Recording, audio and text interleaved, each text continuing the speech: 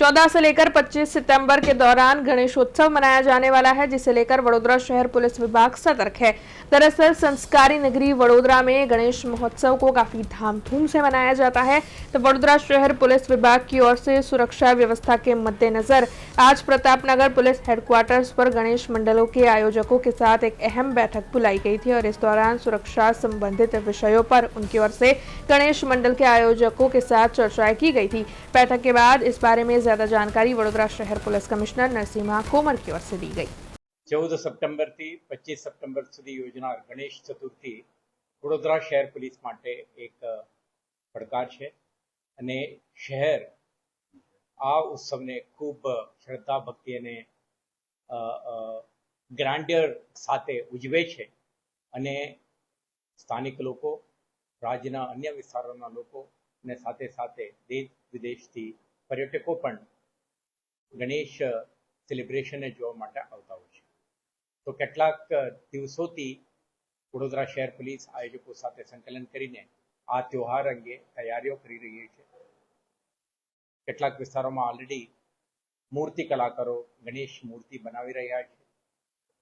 કેટલાક મોટા ગણેશો આગમન યાત્રા સાથે પંડાલ સુધી પહોંચી પણ ગયા છે અને આવતા 17-18 દિવસમાં ગણેશ પંડાલોના આયોજકો અને સ્થાનિક રહીશો દ્વારા ગણેશ ચતુર્થીના અનુસંધાને કેટલાક પૂર્વ તૈયારીઓ કરવામાં આવશે અને આમાં સુરક્ષા સંબંધિત મુદ્દાઓને પણ આવરી લેવાની જરૂર છે।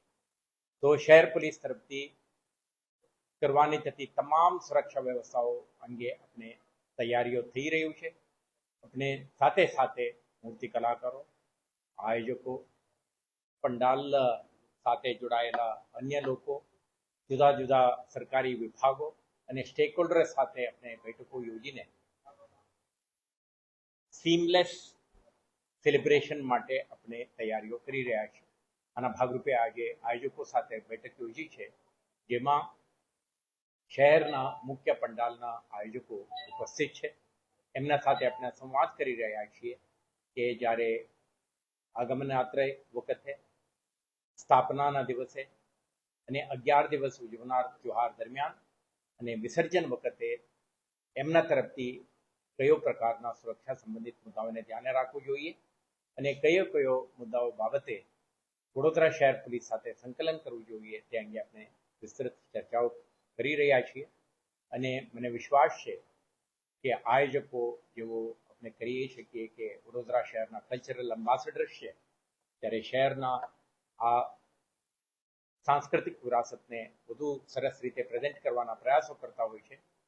આ પ્રયાસોમાં વડોદરા શહેર પોલીસ પણ ભાગીદાર બનીને આ વર્ષે ઉજવતા ગણેશ તહેવારને વધુ સુંદર અને શહેરના જે બ્રાન્ડ ઇમેજ છે આમાં સુધારો આવે एवं एक प्रयासों करवाने भागरूपे आज बैठक में। हमसे जुड़े रहने के लिए हमारे YouTube चैनल को सब्सक्राइब करें और नई वीडियो की नोटिफिकेशन के लिए बेल आइकॉन को दबाएं।